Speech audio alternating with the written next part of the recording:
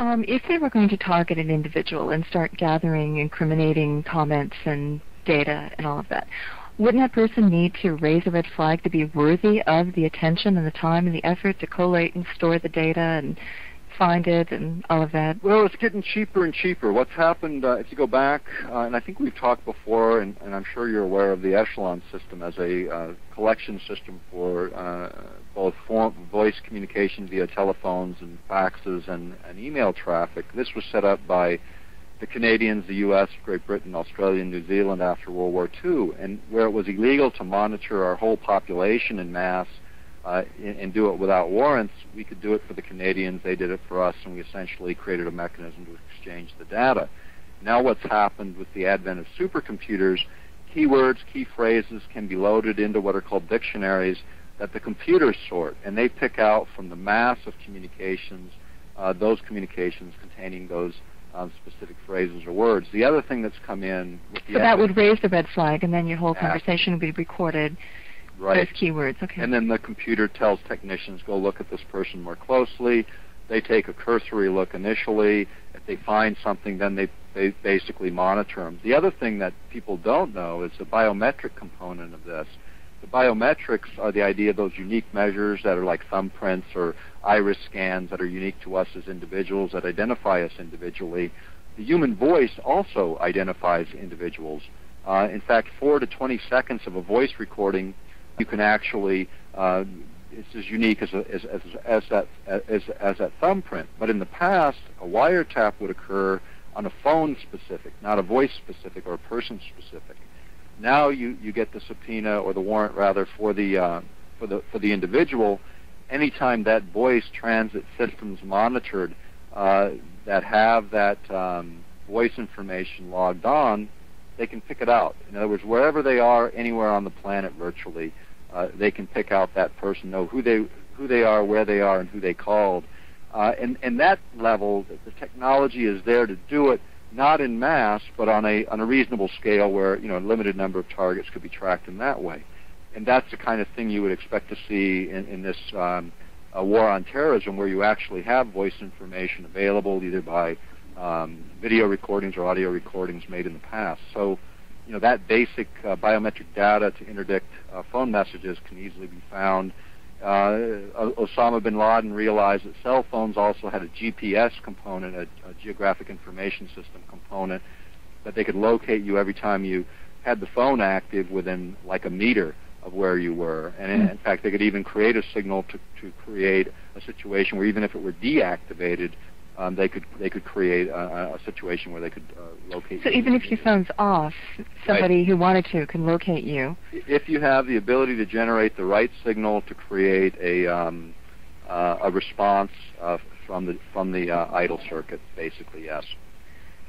Okay, so how do you fight a war on terrorism without some of these means? I think that some of these means are quite useful. I mean, in terms of what we do overseas, in terms of folks that are not citizens of this country, there's a lot of latitude. In terms of suspects that are that clearly have been defined under the law, I think there again you can get the warrants. The mechanisms have always existed for that, and then appropriately pursue them. But to do it in mass to the whole population, I think in this particular setting, there's a time when you might say, and I think we were in that time on September 11th, where you say, okay, for some limited period, we're willing to sort of lay aside our own personal privacy and allow the government to look in order to find these guys. But at the end of the day, let's restore what we're temporarily giving up. And that temporary aspect is not completely there. Even in the anti-terrorism bill, which now they call the Patriot Bill, they talk about a sunset provision, but what they don't tell you in the mainstream when dawn's media, coming and things will go back to normal, huh? Yeah, well, what they don't tell you, though, is that 10 provisions of that bill are not subject to that sunset provision, and the one blanket portion that's not subject to that sunset provision is any ongoing investigation. That means anyone that they decide to stick on a list and say they're suspects would be classified as ongoing investigations, and they would have the latitude, even if the law disappeared, of continuing to follow that law until the day those individuals died. That's pretty sweeping when you consider the history of our country in terms of abuses of power. that's a big level of authority to hand off to the government without any recourse or accountability mechanisms built into it. What are some of these new weapon systems that you mentioned, the dual use? What is new out there? Well, I think, in terms of dual use for say, riot control purposes, that could be used domestically as well as against an adversary. One of the things that comes up, and we saw reports on in the mainstream media, was the new microwave weapon. This is a weapon that mounts on either a helicopter or a truck.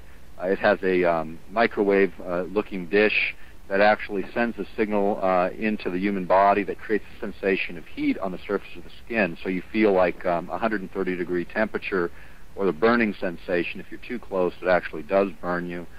This is being used both in combat scenarios and is being suggested to be used for riot control purposes.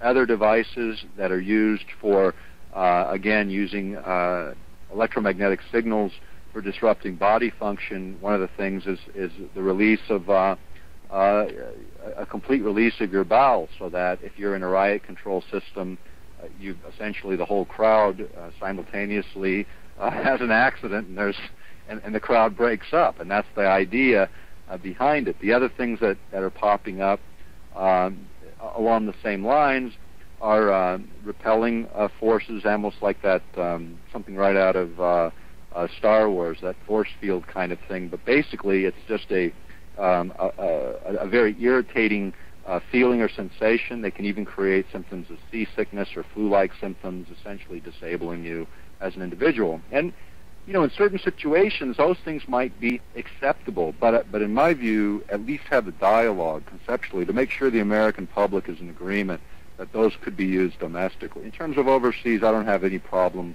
with those systems being deployed, those specific systems being used.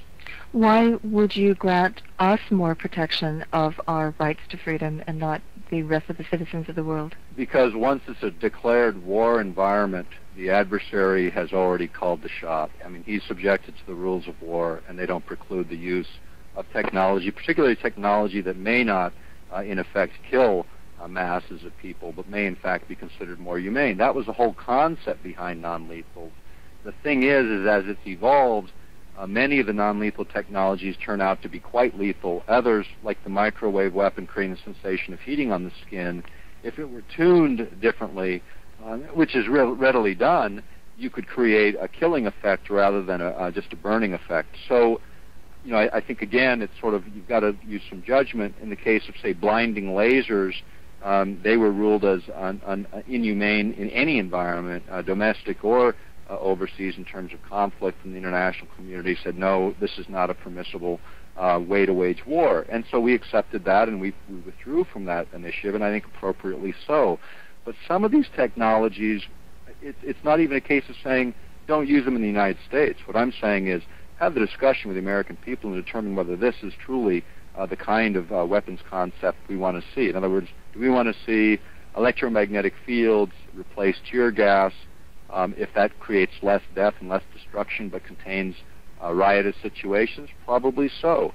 But when and where and how these systems are deployed ought to be subject to a very great deal of public scrutiny before they're used against civilian, non-combatant populations.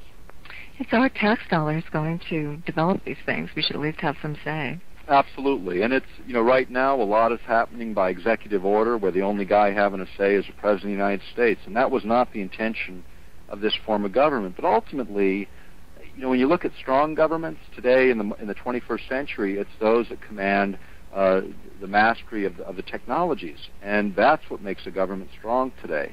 If you think about average populations controlling their government, then it becomes very important for average people to have some knowledge of at least conceptual knowledge of the technologies. I mean, it's no different than driving a car. Most of us can't repair the darn things when they break, but we know how to drive them, we know what they do, and we know how to operate them safely. The same is true in the case of many of these systems. We don't need to tell people how to build them and how they mechanically operate, but we ought to be able to conceptually discuss when and where and what's appropriate in terms of use within the country and against our adversaries. Another case of that would be some of the global impact that some of the new advancements in technology have on the environment. as a whole, Yes. when there are systems trying to control and influence the weather, Yes.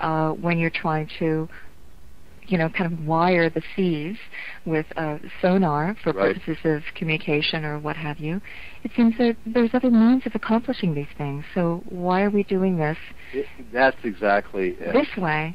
It's like underwater sonars are a good example. And what's changing is they're the active underwater sonars, which actually kick out a very powerful acoustic signal. And essentially what we've done is we've looked at nature and said, gee, how do marine mammals communicate over hundreds and even thousands of miles?